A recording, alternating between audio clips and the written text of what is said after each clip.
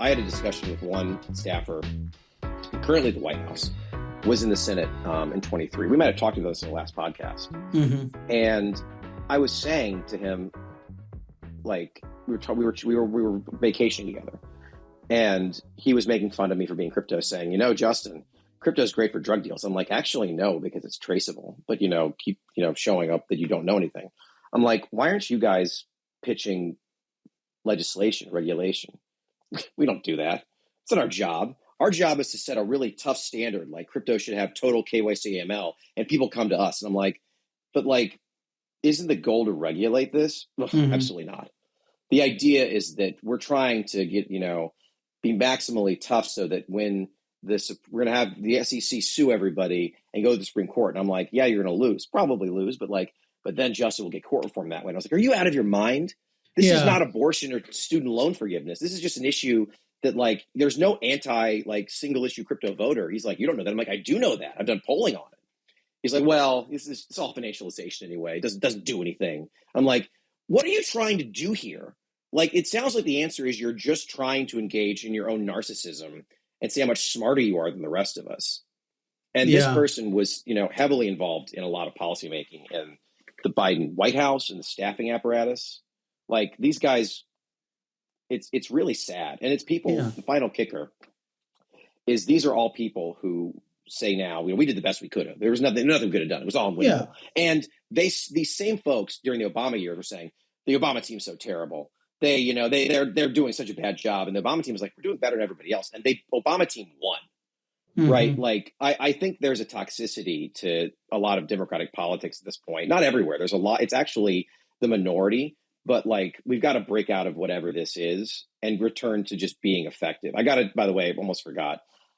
We should do an opening for this after this because I want to. We can get it done right now. I feel like I'm a talk radio host, given the sort of fire and tenacity in your delivery.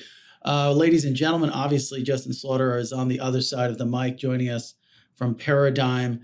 Not your first time on the show, but probably your most animated appearance on the show. We have a lot to talk about. But yes, let's kick things off with the appropriate disclaimers. It's good to be here, Frank. This is my second time on the show. And to be clear, I work at Paradigm. Any partisan views I may express here today are mine and not an official position of the firm. I'm a Democrat. We have Republicans. I voted for Kamala Harris. I was part of Crypto for Harris. It's been a illuminating week because obviously crypto mattered bigger than most people, maybe even I thought. And like part of why the Democrats lost, I do believe, is because they decided to go to this war with crypto for no benefit. Just no benefit. Not like consumers were protected from it. No, and we've had conversations about that sort of specific issue on the show before. But let's just start with the election. And selfishly, I brought you on because I had my own personal desire to have a conversation with someone that wasn't, fully on board with Trump or fully, sort of someone who resonated with the direction of the Harris campaign. So it's good to finally find someone who I consider myself politically ambiguous. You're not necessarily ambiguous, but you at least sit somewhere in a shade of gray. At least as it pertains to this election. So this is kind of a selfish endeavor for me to talk to someone like you, just personally. I don't even care if anybody listens to this show. No, absolutely. And right, like I was in the Biden admin at the start of the SEC for the first few months of it during the GameStop fiasco, helping Gary Gensler get confirmed. And I voted for Biden in 2020. I would not, I think, have voted for Biden in the general this year. I said on August, I would have probably written in someone like a Jared Polis or a Michelle Obama. Sure. Or maybe Kamala Harris. I did vote for Kamala Harris. I supported her. I think I was glad that she made some, outreach to crypto. I wish there'd been more. The thing that really I believe, and I've talked to people in the campaign and politics, is that like she probably could have done better, but this election. Well, let's start with that basic. Let's start with that basic question, which is why did Harris lose? And we can tie it into what we talked about at the top of the show, which is the fact that, again, And I think there's two reasons, right? The sort of pressure of running a campaign in 100 days, and sort of this. I think it all comes back to the fact that a lot of Democrats, most in fact, think that Donald Trump was dangerous to democracy, and put that aside, we can debate that. But when you come from something so passionate, I think you probably get blinded to, again, a lot of constructive criticism in terms of addressing issues in a way that can win over voters. I feel like they were just so focused on that they ignored inflation, the sort of dissatisfaction of the American people with immigration, et cetera. That's my take. It's actually true in some ways, and it's also not true because it's stupider. And I think we have to turn the clock back a bit, which is people, in many ways, you can make an argument that Kamala Harris lost this election in 2019, not even 2021 with inflation, but like the stances taken in 2019. Sure. It's forgotten now. There's a saying I believe in, which is you learn about an election and what happened in it only a few elections later. I think we now know that in 2016, Trump won in part, I think, not because people necessarily were demanding huge, billions of dollars building heavy machines at higher costs in America in the Midwest, or economic anxiety, but probably things related to social issues, possibly immigration. With the Democrats, Joe Biden won the nomination in 2020 in part on a claim of being more modest, the soul of democracy. But when COVID hit, he shifted. It became the argument that I'm going to be a new FDR.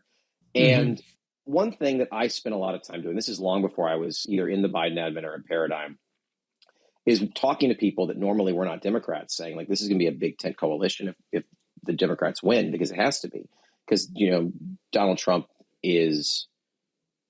He's found new voters. He's found new voters. Yeah, he has now. Well, it's not just found new voters. He's converted to Democrats. But a lot of them, a lot of Democrats, I think, decided they wanted to try to what's called shoot the moon and do huge progressive change. And that was going to win back the white working class who swung to Trump in 2016.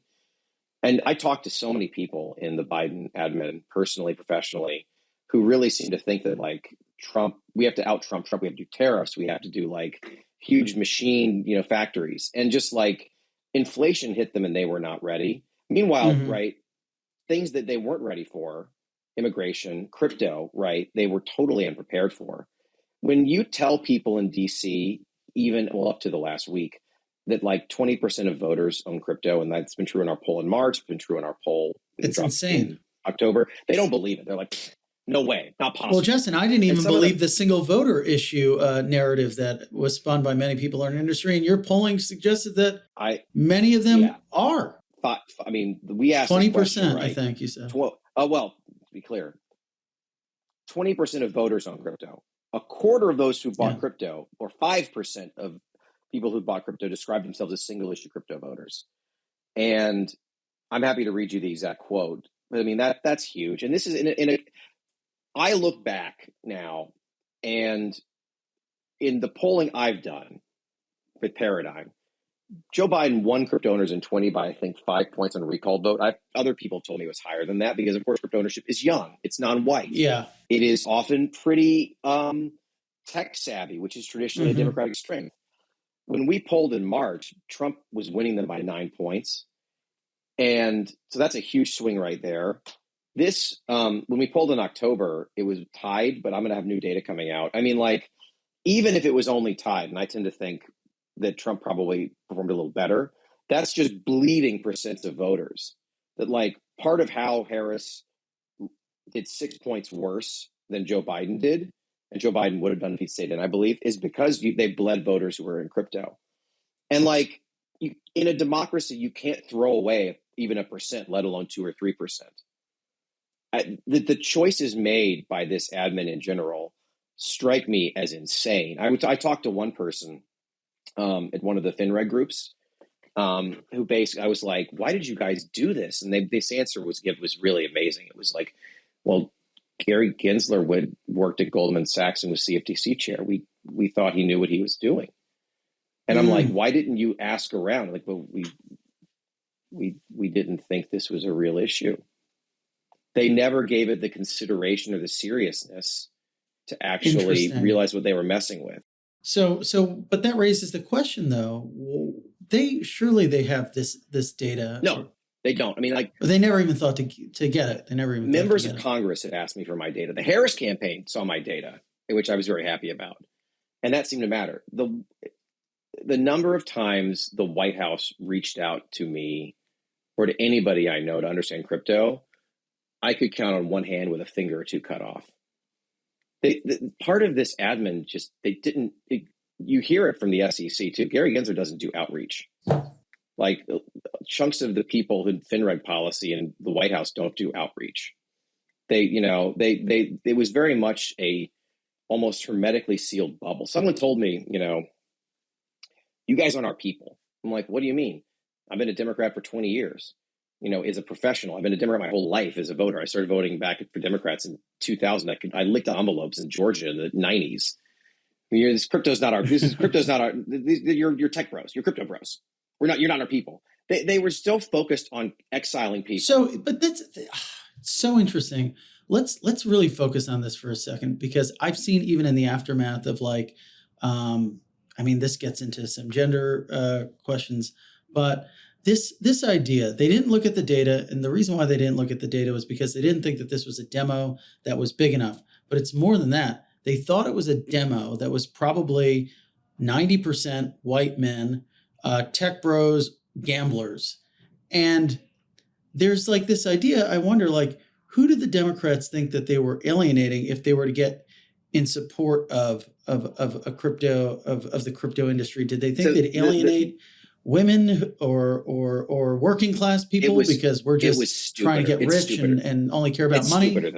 It's stupider than that. The theory they had is that the American people really like it when you beat on villains. And there's a great vignette that a lot of these people in the Biden admin and the current FinReg environment are the discontents of 2009. And I mean that, but I say these are people who look at choices made in 2008, 2009 by the incoming Obama admin and think they were the worst things in the world. And I don't agree with everything the Obama team did. I wish they prosecuted more bankers involved in 2008, Mm-hmm. But the argument for these guys, one person who's senior in the White House described it to me this way in 2009. The problem with the Obama team, Justin, is they don't find villains. I'm like, what do you mean? They say, when you're in trouble, when people are mad, you got to find a villain. You got to find someone to punch in the nose, whether or not they need to be punched or deserve. You got to punch them. I'm like, this seems really bad. This is basically you saying you want to just not politics is just about demonstrable power games, not about, good faith engagement. It's exactly. And that was their mindset. I think for a long time, I think people thought they were going to get credit with the ordinary voter. I remember seeing a poll, someone saying crypto, 90% of Americans want to. You're right. It is dumber. Fraud. It is dumber. 90% of Americans want to crack down on crypto fraud. And I'm like, I want to crack down on crypto fraud. I think everyone in crypto wants to crack down on crypto fraud. You think Kobe or any number of people in crypto would love to see the worst scammers go down, but that's not Coinbase. That's not any number of larger entities. There's almost there's a great line that Gary Gensler used to say about the bankers when he was at CFTC, which is 95% of people in Wall Street are good faith actors, and you got a 5% problem. Mm-hmm. They never said that about crypto. Instead, it's so full of hucksters and scammers, and I think they did not understand that they were taking a bazooka and aiming it at their own heart. They were literally pushing away voters when they needed to be gaining voters. And I don't think this was deliberate. I think they really didn't realize that 23% of non-white voters have bought crypto. 40% of men 18 to 54 have bought crypto. Significant amounts of people describe themselves, 5% of voters as single issue crypto voters. They stumbled into it, and then they became so focused on this is now a viewpoint we are following that they couldn't get out of it. And you saw that repeated, by the way, across much of politics. It's not this is the only. Well, here's the question.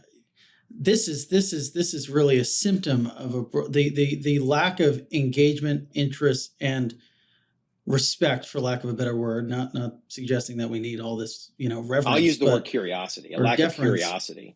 Yeah, lack of curiosity is really a symptom of something more insidious within the Democratic Party, which is, how would you describe it? It's sort of like a stubbornness almost. Meanwhile, you have Trump, going out and saying he's basically pro-life.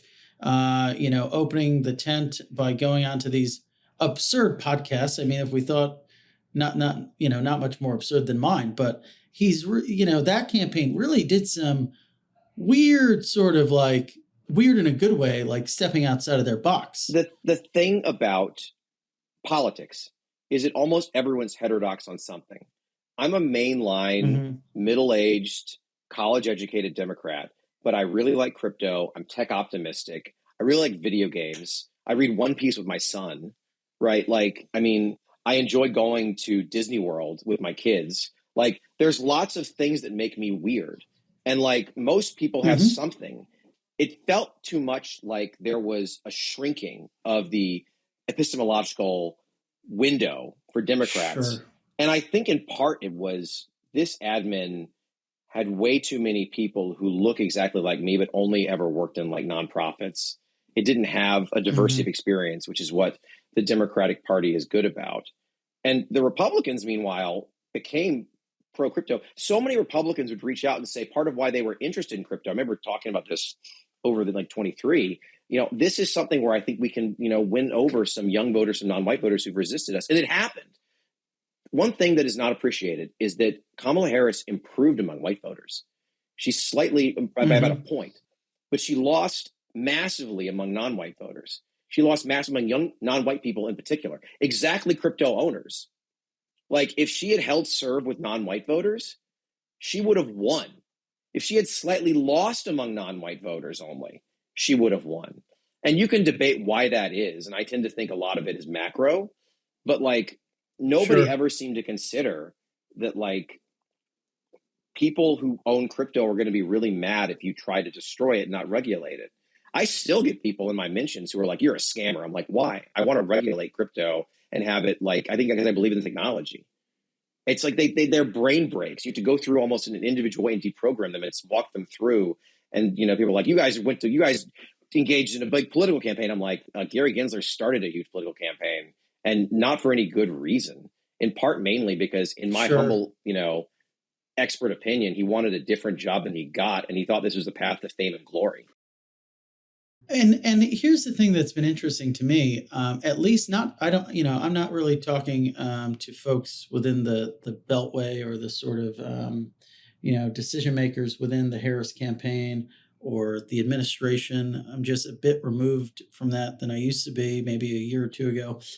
But just in watching, the shows, as Trump would put it, and, scrolling Twitter, I get this sense that the Democrats saw they're not owning up to it, right? At least in the sense of they're not in the aftermath of this saying, hey, maybe we weren't nice enough or open to crypto enough. They're not saying, we lost Latino voters because we didn't have good messaging around the economy. They're coming out and saying, oh, well, it's because Latino men are misogynists. It's like, can you guys just maybe take a second to think things like just pull your head out of your rear end? There's a great line back in 2012 where Mitt Romney said that like about inequality, we need to discuss it not in public, but in quiet rooms. He was attacked for it. In public, it's definitely the case. I saw a very, I thought, idiotic tweet or a statement by someone where a woman was attacking Latino voters who voted for Trump. And Trump won a majority of Latino voters under early exit polls. But in private, I've seen a surprising change. I've seen people who were saying how much they hate crypto say, wow, crypto seems really cool. Or, should I buy some crypto? Or like, should Democrats be engaging on this? I mean, I'm not saying that Brad Sherman is going to start launching a token, but a lot more people than I would have thought are engaging. And that's the thing about a popular vote loss is it forces you to confront your own unpopularity in a way that didn't happen in 2016 because Dems won the popular vote and they lost electoral college. It was more like it's seen as a fluke. Now, not so much a fluke, not to interrupt, but you know what it is, and correct me if you view it differently, but it's like it allowed, I think, a lot of Democrats, a lot of people that look like you and me and have backgrounds similar to us, allowed them to sort of become very elitist in their thinking where they're like, it wasn't our part of America that wanted Trump. We're shepherding, or at least are going to shepherd the rest of the country into the right direction. I mean, now when you have New Jersey shift 10 points, Illinois, I mean, there's a potentiality where New Maryland shifted Jersey, hugely where I lived. Illinois, I mean, could become the thing. What's that line where it's like everyone has a mental image of themselves and what they do, and that influences their actions. The thing for Democrats is in 2016, right? The loss was because of people who were not, they kind of could write off in some ways. Yeah. But when you're losing, Harris won voters over $100,000 and lost those under 50 and to 50 to 100. That's just a different conception of who your voting base is. It forces you to say, what exactly are we doing here? I will also say, right, I grew up in Atlanta in the 80s and 90s. I grew up in a middle-class family. I was the son of a psychiatrist and a psychiatric nurse.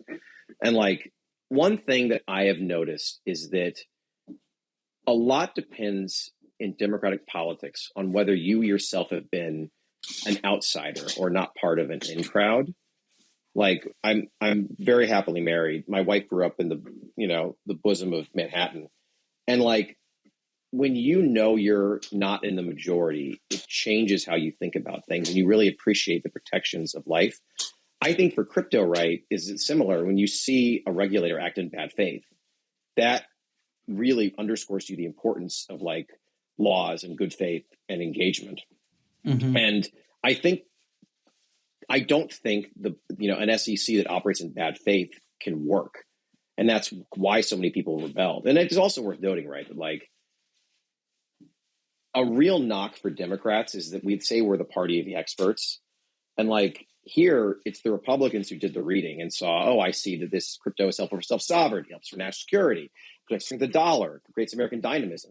Democrats just like refuse to engage in step one. And I mean, I've talked to people who say, for a lot of Dem staffers, they don't want to learn about this because it seems really stupid. And I'm like, everything's really stupid. Like lots of things like on the surface don't seem like sense. I'm also old enough to remember when like people would tell me back when I was a young lawyer, like you play video games in your spare time. I'm like, yeah, don't you? It's awesome. That's for kid stuff. And then, it's a bigger industry than film. Things that start off as silly toys can actually become powerful. And I think that's one thing that the Democratic Party in its current conception, we're now entering a painful cycle of recrimination and infighting, is going to have to confront. Because we now have to, the idea that the solution is just to become even more aggressive against technology and that being anti-crypto is encompassed by that is a political loser, right? Like it's not, it's a moralism that doesn't actually help anybody. So it's almost cosplay. And it seems like it kind of came out of, well, it didn't come out of nowhere, but I remember in it was either 2010 or it was 2012 when the Democrats were getting so much flack in California for like supporting Elon and his sort of rollout of charging stations in California. Yeah. And they viewed the Republicans, it was the conservatives who viewed Elon as this like, sucking on the teat of big government. And now it's just bizarre. It's just completely switched. It's just crazy. It's just they found one thing and it was like, he's out of the tent. And like, this all came out of like a 2021 roundtable involving automakers. They didn't invite Elon to, and I'm told the reason is because Tesla's not unionized.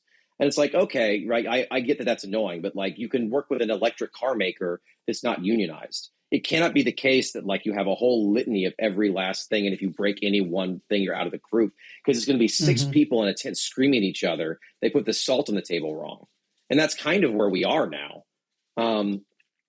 I mean, this is not the whole party, right? Like Gillibrand, Richie Torres, Wiley Nickel, Congressman Aguilar, Congressman Catherine Clark, who's the number 2 in the House, Dems, Schumer. I mean, like, my sense, talking to people, is the number of anti-crypto members of Congress is going to shrink from currently, you could estimate it as like in the several dozen, down to under 10, of which 1 or 2 are still Republicans. Right? It's just not worth it. A lot of people have said to me, I don't like your stuff in the last day or two, but I'm not going to fight it because I've got bigger fish for it. I'm like, thank you. Like, you don't have to like crypto. Just like I don't have to like the films of like New Age French cinema. Like, it's okay just for it to exist. You just don't have to like demand that it be destroyed. And I think so much of where this admin got wrong is like, there was a viewpoint. I remember going to a CCI event in 23, and CCI is, I'm on the board of CCI. It's run by Sheila Warren. Paradigm's a member. It's an excellent trade association. And we went to ODNI, which is the office of it's the defense kind of council organization at their request. And I was talking to one staffer who said, the problem here is that this White House thinks that every engineering job is fungible, and that for you guys to be engineers, you're taking job or engineers away from building batteries and building machines and solar panels in the desert. And I was just like, not a person who does crypto can't just start engineering solar panels. You realize that, right? And then the person said, well, I get that, but it's a bunch of people like you lawyers in the White House. They don't understand that. There's a great story, right, of when the Obamacare website failed in 2014, a member of Congress said, can't we just get some people from Google to fix it? And it's just well, I mean, if you want engineers, yes, but it's not get a coder on that. The code. So if you can toss a wrench, you can dodge a wrench, you can dodge a ball. If you can code a website for Google, you can code, a totally different healthcare marketplace. We just need more diversity of opinion and more people who I think approach things with an openness to new experiences. I mean, I hope that a lot of people look at this, and we're going to, as I say, be dropping data that indicates that, it really was politically painful for Democrats, or for Kamala Harris in particular, that crypto voters moved toward Republicans.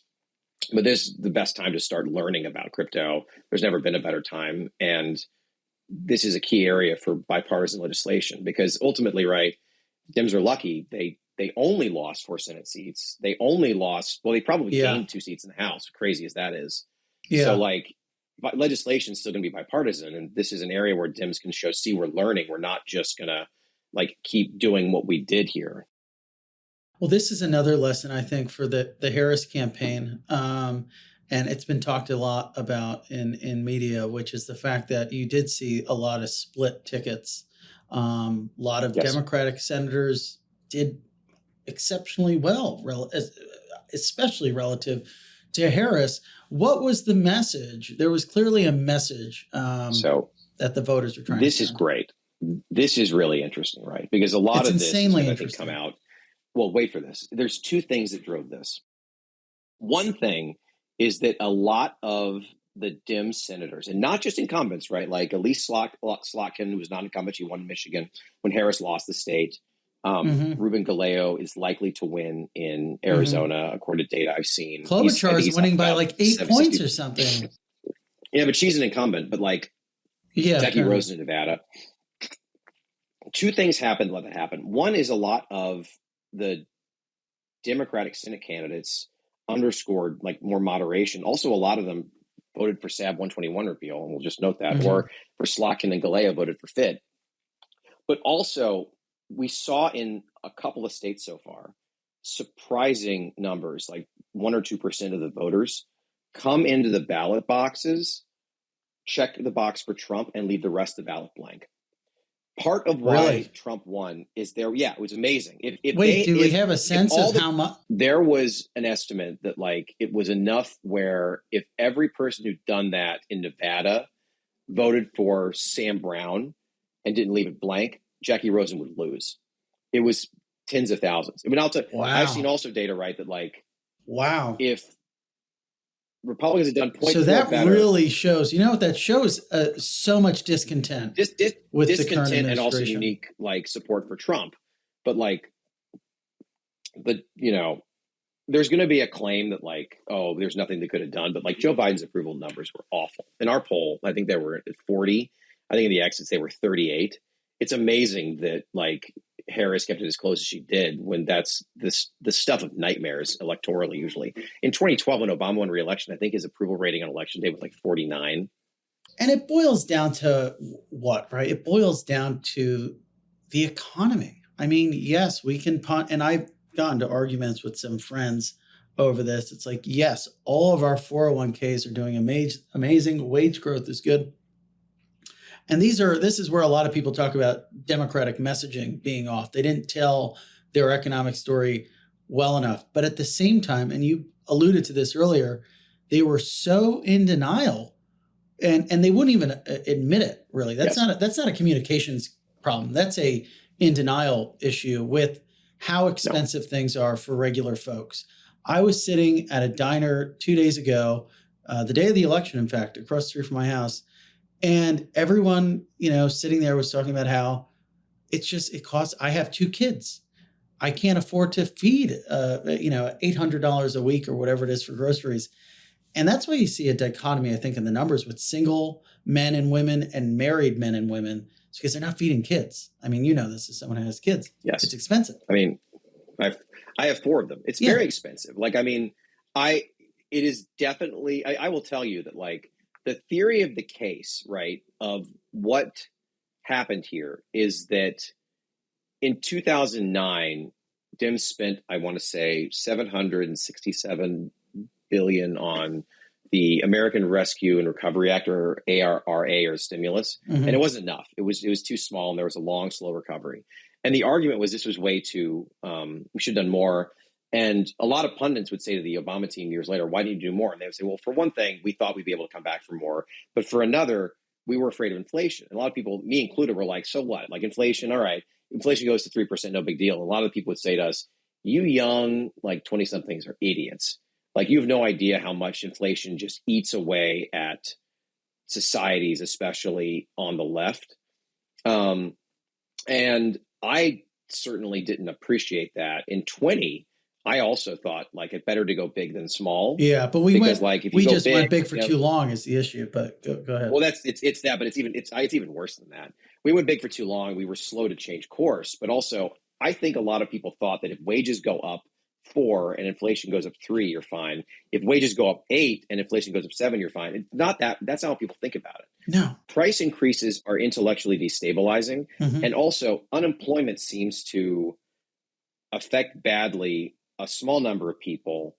Inflation hits everybody. It might be more equitable, but we live in a democracy where people vote with their pocketbooks. Yeah. I read a lot in 23 about Weimar Germany. I remember reading The Weimar Republic by, I think it was Scott, who said to me, I didn't realize this, that after the First World War, Germany lost, and they were facing all these returning tens of millions of soldiers. And their solution to what to do about the economy so as not to have very bad unemployment, and they were facing Treaty of Versailles reparations, all these things, is to run the economy hot, because that way everyone have a job. And it led in part to the super inflation of people having wheelbarrows full of Reichsmarks. That experience in 1922 to 24 still influences Germany 100 years later. It's still what influenced the Germans' desire to not do stimulus after the Great Recession and today. Inflation has a deeper and more powerful effect on the psyche of voters than a lot of us understood. And the Democratic Party is really, I think, paying a price for that now. I mean, it's banally true, right? I put this meme on Twitter of this is a 2 nights meme, right? Of someone with the little guy saying big fiscal and industrial policy, and the big guy saying $15 burrito.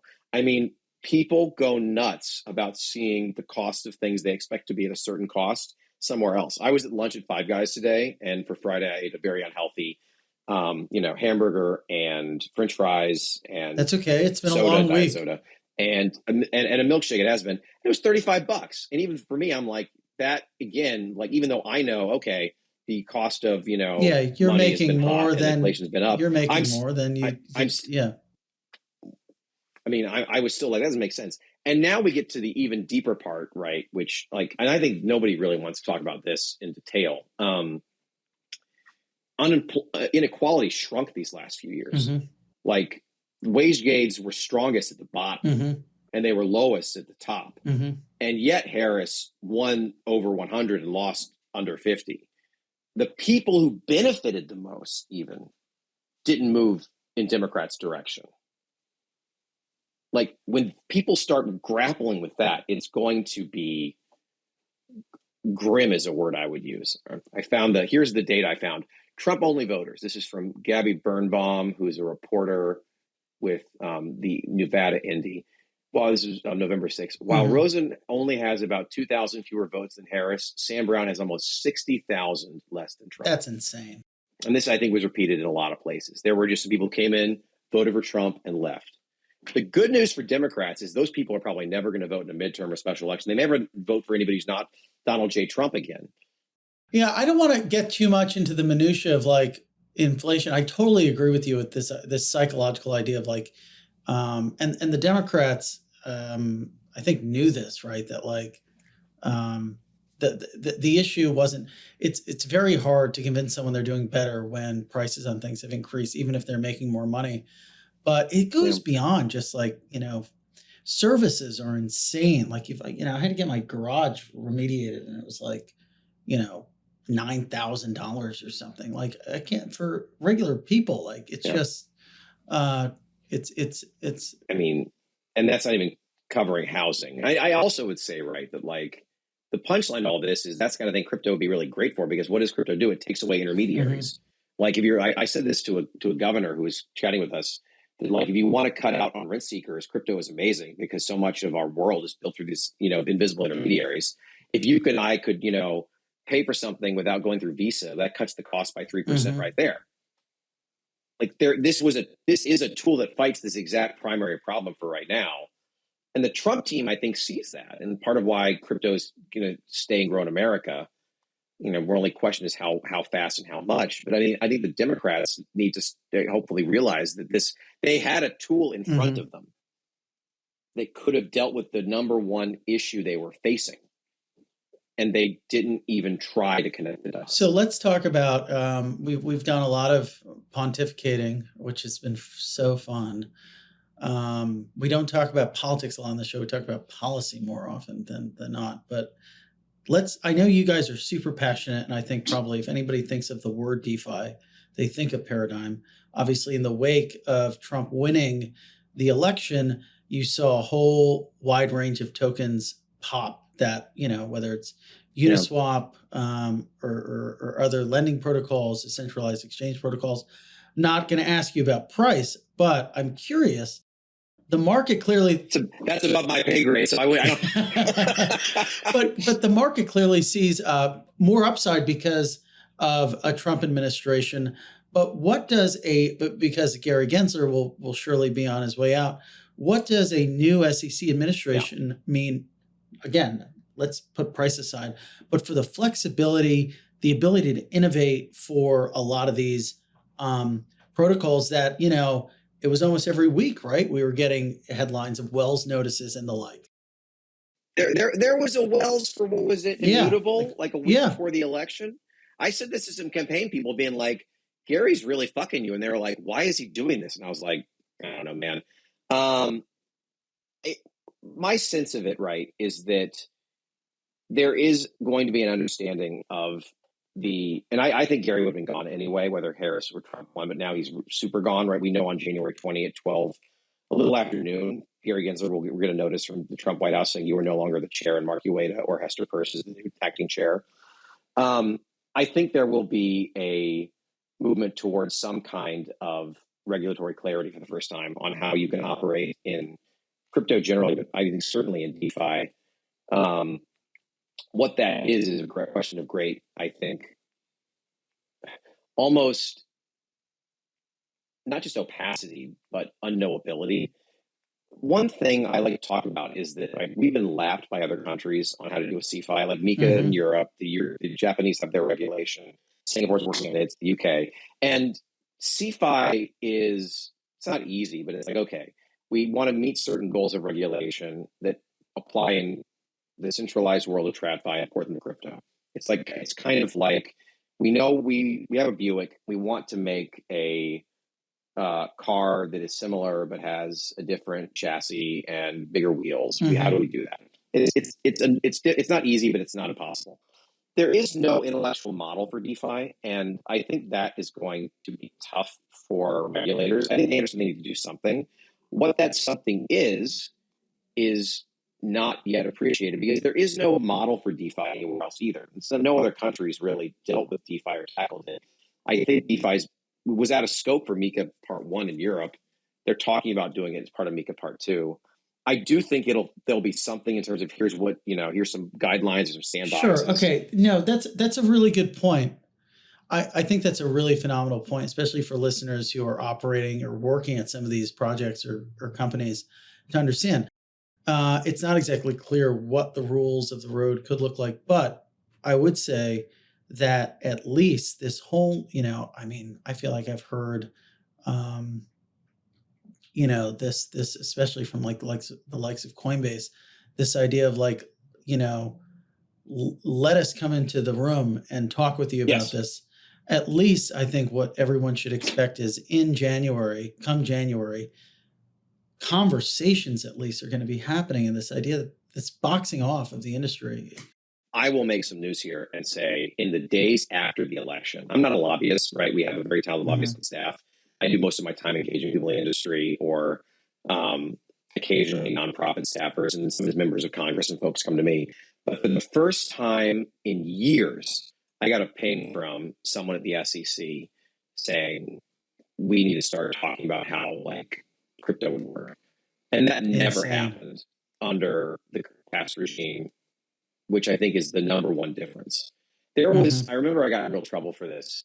In 2023, Gary Gensler testified in Congress, and someone asked him if he ever used crypto. He was a professor of blockchain, at MIT, and he said, "I've actually never used it." And I actually tweeted, "How can you know something without using it?" And they were like, "That's an obnoxious people attack. That's an obnoxious thing. How can you? How can a That's like suggesting." To be clear, you didn't get in trouble at Paradigm. You got in trouble online. I got in trouble on the internet with other people. People were like, "How could you say that?" That's suggesting it's like someone. I think David Gerard called it a deeply clownish take and blocked me. But it was the argument of like, this is suggesting that you need to have pneumonia to be a doctor. I'm like, no, but like, I do think to be a pilot, you should have been. That's a ridiculous comparison. It is, and that's the thing that makes me mad. Is sometimes people are like, "How dare you suggest I can't do something because I've only studied it?" I'm like, because the argument is that this is not something you can understand without touching it. I don't believe this stuff, which is so esoteric and so new, is comprehensible unless you're deeply digitally native. Yeah. Like I like to point out that I'm a senior citizen in crypto at 42, but I'm still young enough that I had the internet when I went to college. Yeah. And I like to think, an openness to experience, which allows me to learn. Part of the problem is for 4 years now, we had a ton of regulators across the admin who had never used this stuff, refused to learn about it, and then were annoyed when they couldn't actually figure out how to deal with it. I mean, the arrogance baffles me because the job when you're in government, and I've always believed this deeply when I was in government, is you are a fiduciary duty and a servant of the people. This is not about you. It's about them. You need to put your best foot forward and always be operating in good faith, always be trying to engage. Never let yourself, never let yourself stop trying to do the right thing, even when it's hard. And I think a lot of people, this admin, just didn't do that. And I think it's on them and the loss is on them. Yeah. And it's, again, like, let's play, or let's be clear, right? Like, it's not all Democrats, right? I mean, you had someone like John Avlon running in New York City 1, very pro crypto, or at least, a lot of members were very pro crypto. I mean, like Tony Vargas was very pro crypto in Nebraska's second, lost sadly. George Whiteside's very pro crypto, is probably winning, probably joining Congress. I think he's going to win by about a point. California counts horrifically slowly. I mean, a lot of members of Congress. So does Nevada. Nevada needs to get their thing together. It's insane. The great story. I said this to somebody. Someone asked, "Why isn't Florida count so fast?" And I was like, "Well, you're too young for this." But about 24 years ago, this thing called the 2000 election, where the election in Florida went for a month. And Florida fixed its counting, so they count now in about basically 24 hours. It took Noble. I mean, we knew it's that. Georgia did it too. Georgia was mostly counted, my home state, by about 10. All we need is one, quasi fiasco in every state, and you'll get a fast count. I do think, right, there's a real opportunity here, especially for, I'm going to use this word, younger members, not in terms of members who are young in age, but members just who are young new in service. to Congress. I mean, I remember Nikki Brzezinski was saying this. She was in the Biden White House first 2 years. She's been a congresswoman for 2 years. She was reelected in Illinois. Like, members who've not been in Congress, with some exceptions, like a Kirsten Gillibrand, like a Josh Gottheimer, like obviously Patrick McHenry, who's sadly leaving Congress, are more open to this and more able to engage with it than those who have done many terms. I don't know why that is. I think it's something about when you're new to Congress, it's easier to take on new issues than when you're not. It's a deep question, but I've definitely noticed. It's part of why I'm optimistic is that every new cycle, new members come in. It's rare to find a new member who's not pro crypto. So where do we go from here? What's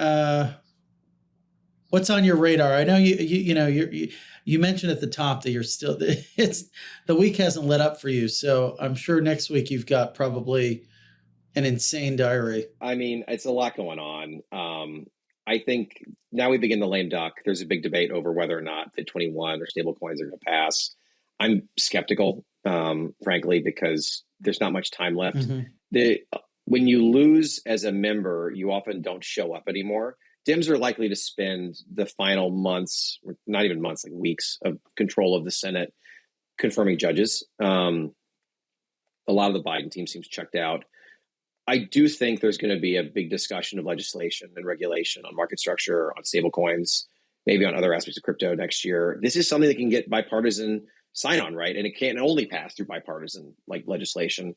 So it's a way for Trump to get a bipartisan Rose Garden signing ceremony, a way for Democrats to show, see, we're listening. I'm optimistic something will pass that is pro-crypto, but the devil's in the details. The thing that I'm really going to look for is I'm curious for what the final tally is in the House. Because if it ends up being like I think 219 or 220 to 215 or 216, that already was barely governable these last 2 years. And it means you'll probably have almost like a kind of like a coalition House.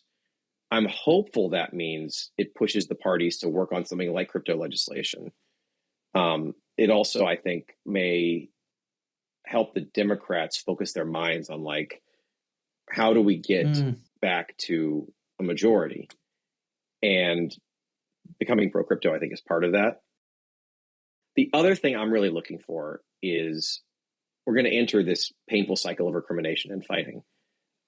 I want everybody in the Biden and I include myself in this, and that I was one of the first ones, in but also out, to say to themselves, why was the Biden team unpopular?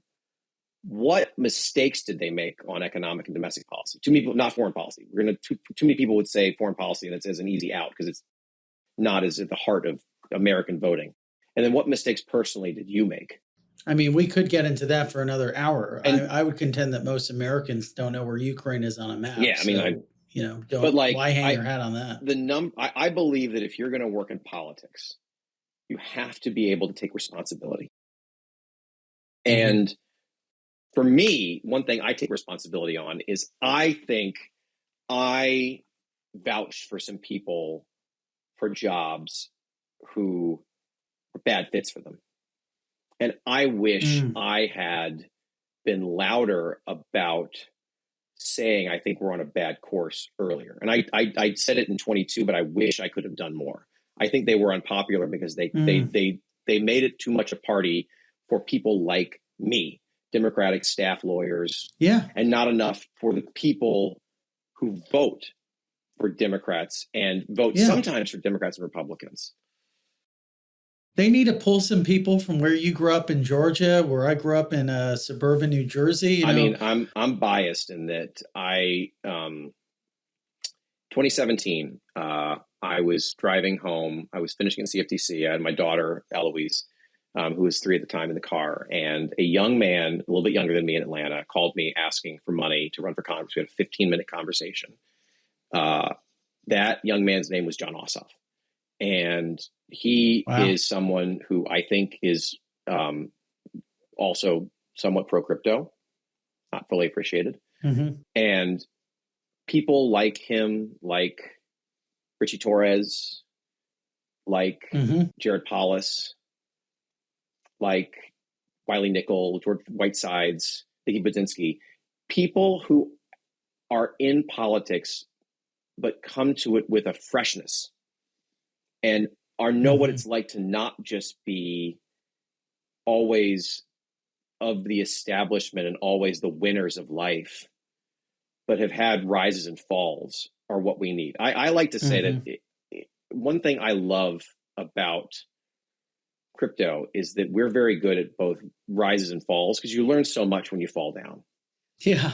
And nothing makes me better as a lawyer or a staffer or person than when I have a catastrophic failure every few years. And I want the Democrats who come out of this to be people who know what it's like to make mistakes and to learn from them, and not just think everything they do is perfect. Yeah. It's time to just, learn from the mistakes that were made. But Richie Torres is great. He's been on my wish list for some time. I got to get him on so I can balance out. I've had too many Republicans on the show. I think you should get Richie on. You should get Don Davis on. Yadira Caraveo.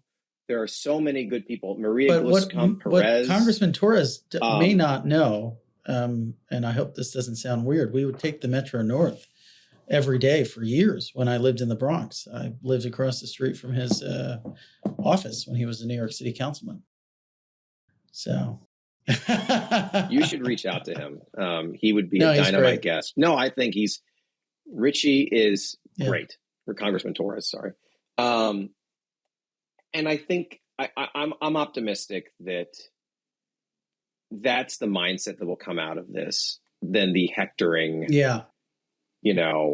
Why aren't you listening to me mindset of a Gary Gensler? Well, that I'm excited for. And when that happens, we'll have you back on to sort of, I'm glad you came on. I was concerned that we haven't had enough time to digest, but I think this was perfect. But maybe even in a month or, after the holidays, obviously. Once more. Yeah, I would welcome that because the thing I'll tell you, I'll tell this to my Republican and Democratic friends. Sean Trendy, the great political analyst who works for Real Clear Politics, has a book called The Lost Majority. There was a time where a party would win a majority, an FDR in 32, a Reagan in 80, and that party would just be dominant for decades.